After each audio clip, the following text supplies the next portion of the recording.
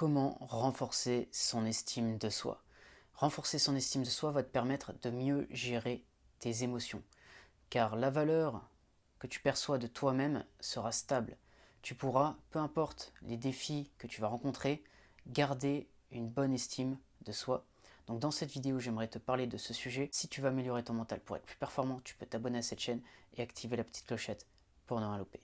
Donc ce que je voulais te partager dans cette vidéo, c'est l'idée de se féliciter pour chaque victoire, petite ou grande, notamment les petites étapes que tu vas accomplir pendant ta journée.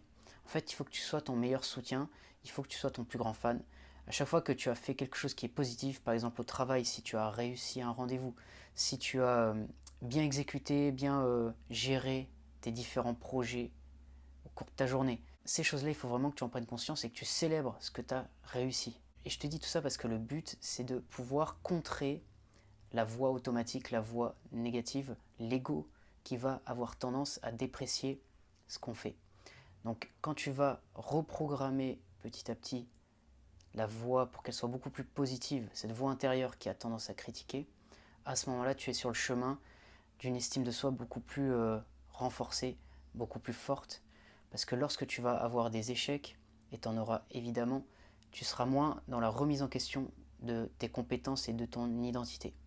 Et en préparation mentale, on a tendance à vraiment se tourner vers le positif.